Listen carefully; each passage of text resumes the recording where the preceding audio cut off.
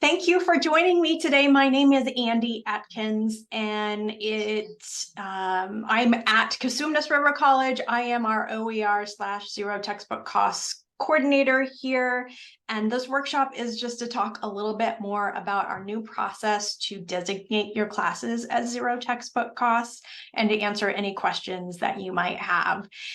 We have a relatively new process. We instituted it, I think we first started testing it last spring, and now we're really trying to kind of embed it in processes so faculty just know that it's kind of something that's part of your to-do list as you are preparing each semester for your classes. What I'm sharing with you right now is inside Canvas. So you have access to the form inside Canvas, and I'm going to show you how you access it. It's in the global navigation bar in the help menu.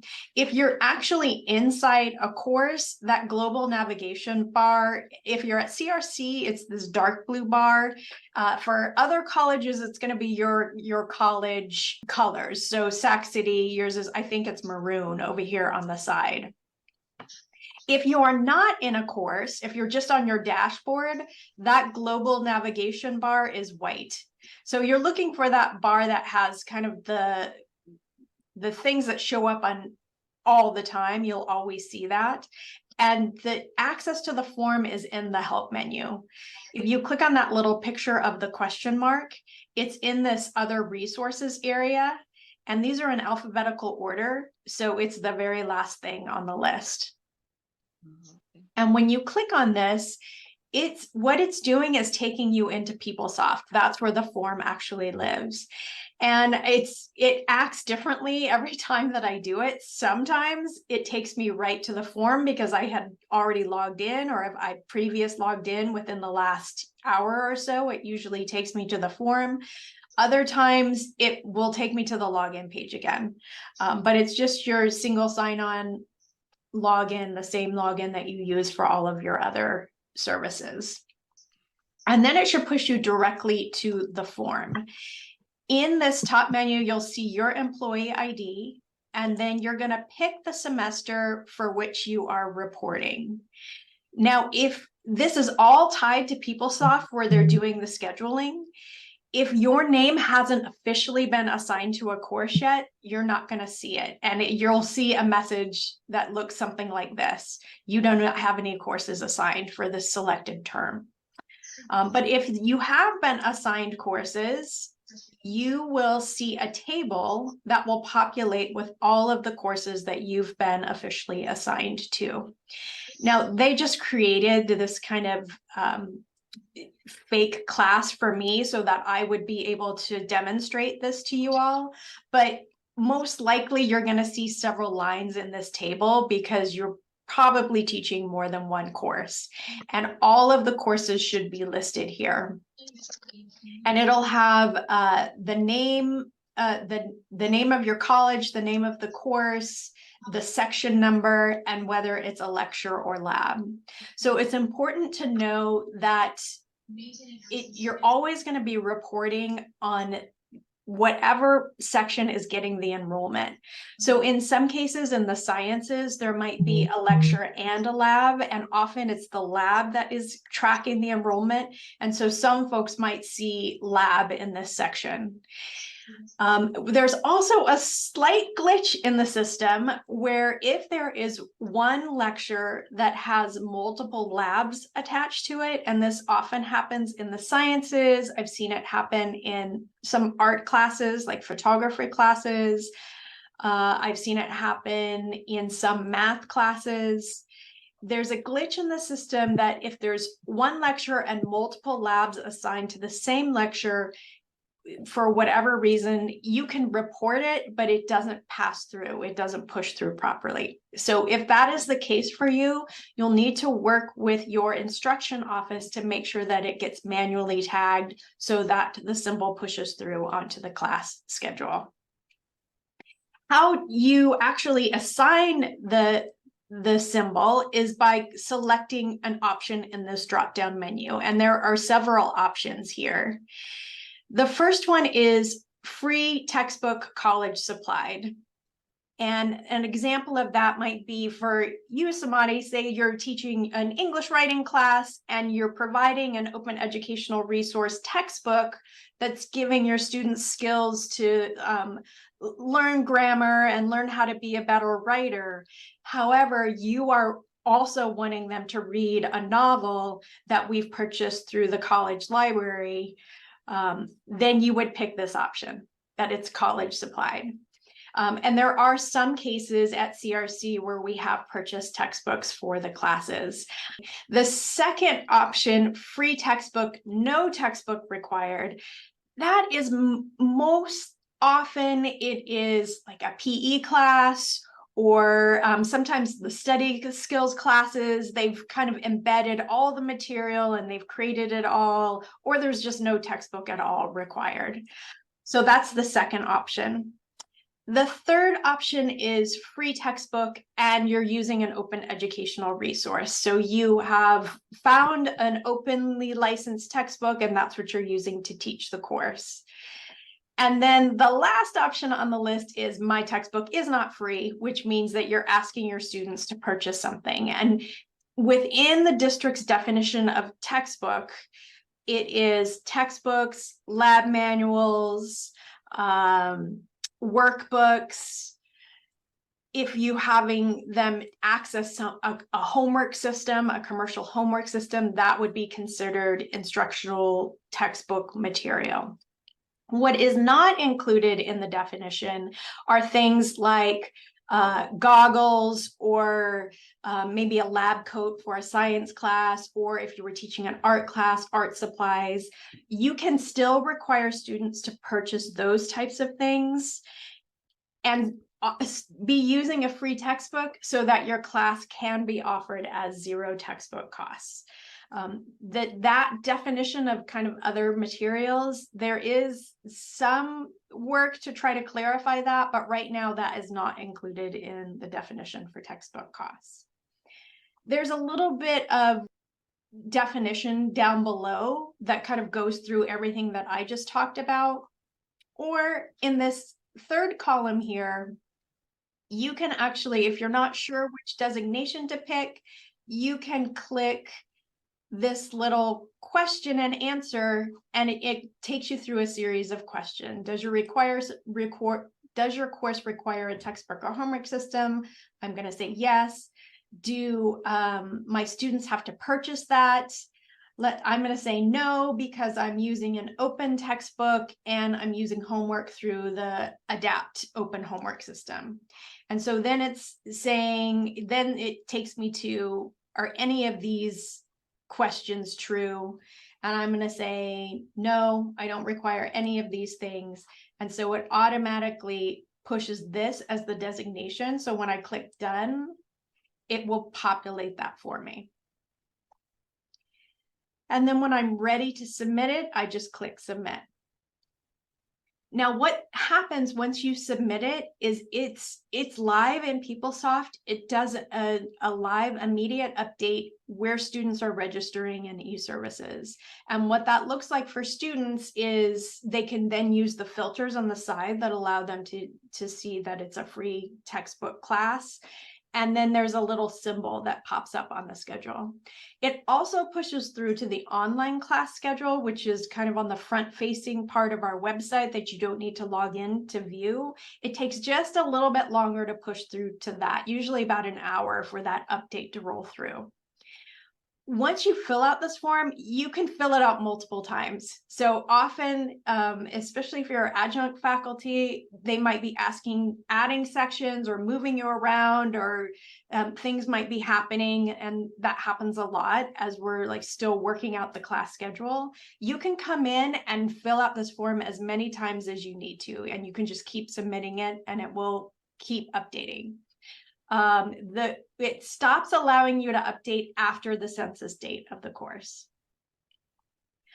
So why are we collecting all of this information, and why are there those three choices? Why can't we just have one choice? Well, the reason is that the state chancellor's office is now requiring us to report this data to them.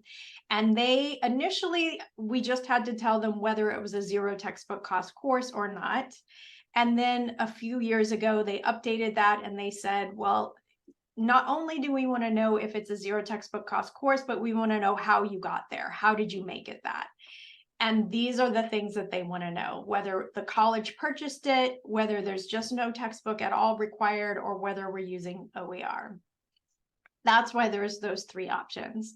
And this is connected to what's called a data element behind the scenes. And that information all gets collected and pushed off to the chancellor's office so that they get the accurate report for this. So this is why we are collecting this data.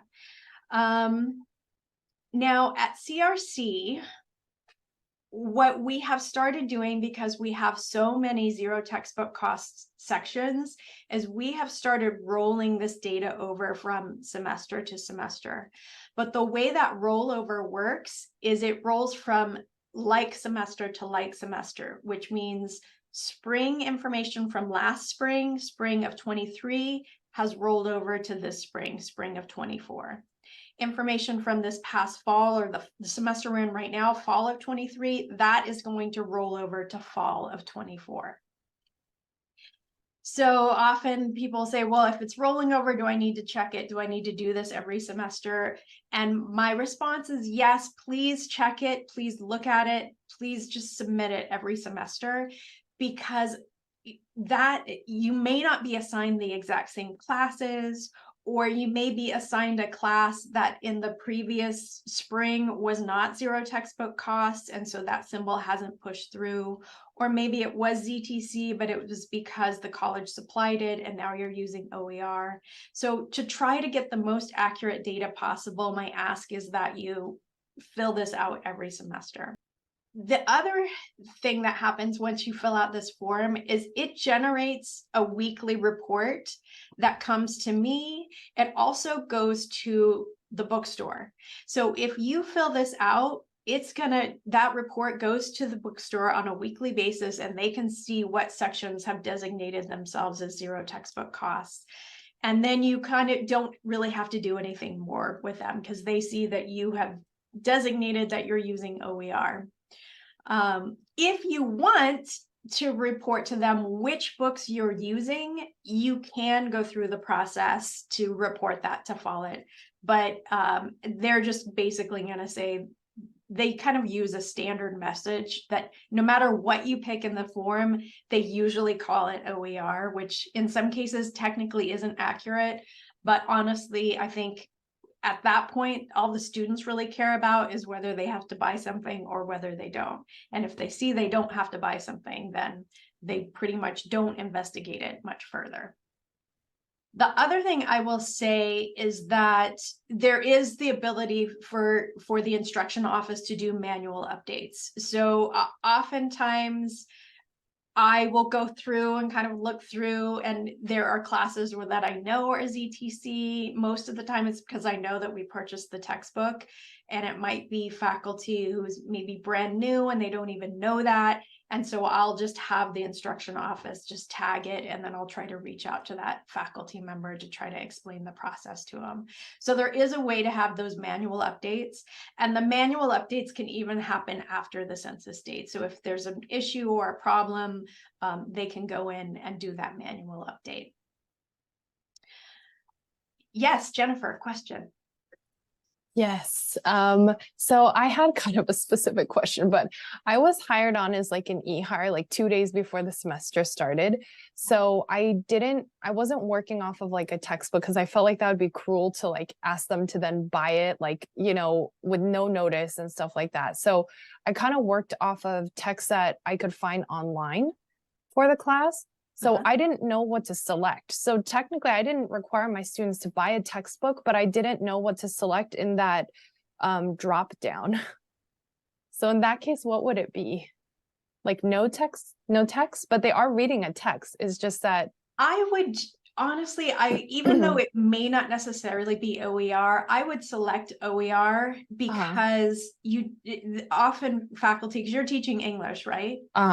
Yeah, you don't, faculty say, I don't want to give my students the impression that they never have to read anything. Right. Yeah, that's kind of what, because I thought if I put no textbook, then or no text, that they're going to be like, well, what kind of English class is this? You know?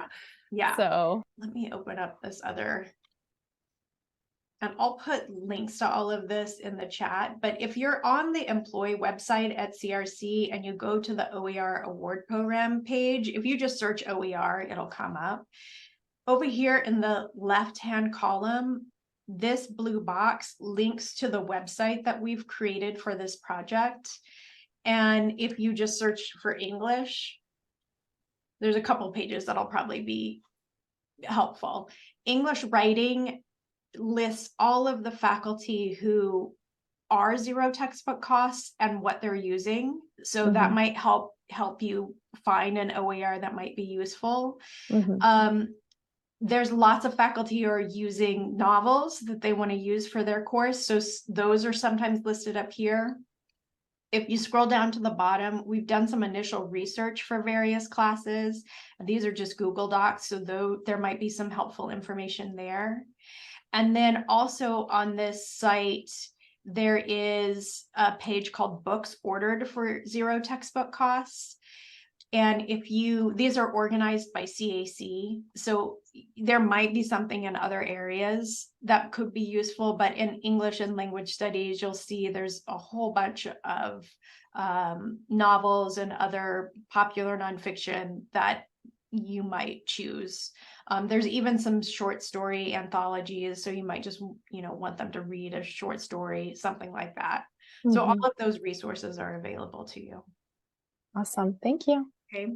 All 4 colleges on the employee website, if you do a search for ZTC, there's 2 pages, but there's one that is the ZTC eForm, and it kind of goes through everything that I just talked about, how to find the form, what it means, why are we collecting this data. The other thing I was going to show students on the student side, when they're searching for these classes,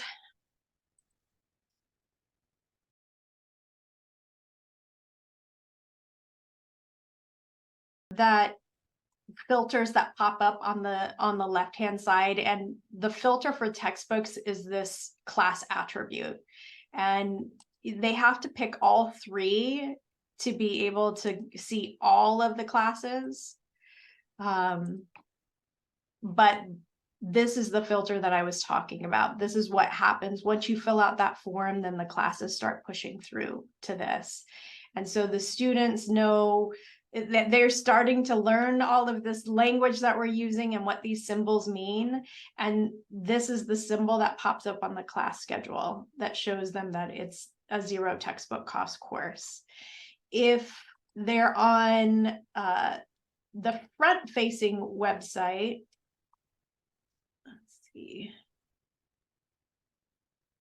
they can use this filter on the left for textbook costs and free textbooks. There's only one filter here, but again, that symbol is popping up, and that's how they know it's a free textbook course. You may have seen there is some in the questions. I think there's something about low textbook costs. And that is one of the filters that students can use, the low textbook cost. We don't let faculty manually report that because the definition is so very specific. The definition of a low textbook cost course is $40 or less for the new price at the college bookstore. The reason that we landed on that definition was that some students can only purchase their materials through the college bookstore if they have a special voucher, and some instructors say, well, I will allow my students to do an older edition of the book, or they can get used copies or whatever, but the college bookstore might not have access to that older edition to be able to provide it, or they might not have access to used copies. And so we needed, and because that's the way that we report textbooks and we be transparent to our students is through the college bookstore, we had to use that as our kind of definition of this cost. Now, I will tell you that last year, the State Academic Senate did some collaborating with students, with the Student State Governors Board, and they landed on a definition of $30 or less. And so there was a recommendation last year that all of the community colleges look into that and consider changing it to $30 or less, so that they could start listing those on the online course exchange. Already, we list 0 textbook costs, but we can only do low textbook costs if it's a uniform definition across all colleges. And I was on a district task force that surveyed students last year and collected some additional data. And our Los Rios students also recommended $30 or less. So that definition is in the process of going through the district academic senate, and very likely I'm thinking that that definition will change. We probably won't be able to institute it for the spring, so most likely it will happen in fall of 24. So right now it's $40 or less. I believe it will eventually change to $30 or less. At CRC, it honestly only impacted a handful of classes. Most of our classes are 0 textbook costs. There is a link that goes directly to the form, and that's usually what I send out in the emails that I send out. But it is available through Canvas as well. And eventually we'll get the website updated so that the link will go straight to the form as well. When we created this website, we didn't have that direct link. And so I think this goes into employee self-serve, and then you kind of have to try to find the form. And the instructions go through all of that, but there is a link that takes you directly there. And sometimes it's just easiest going through Canvas. Okay, that's my little information session. I managed to do it in a half hour, but I'm happy to stay on if anybody has any other questions. Thank you so much, Andy. Thank you, Andy. Yeah, That was thank very you. helpful. Thank you. Very helpful.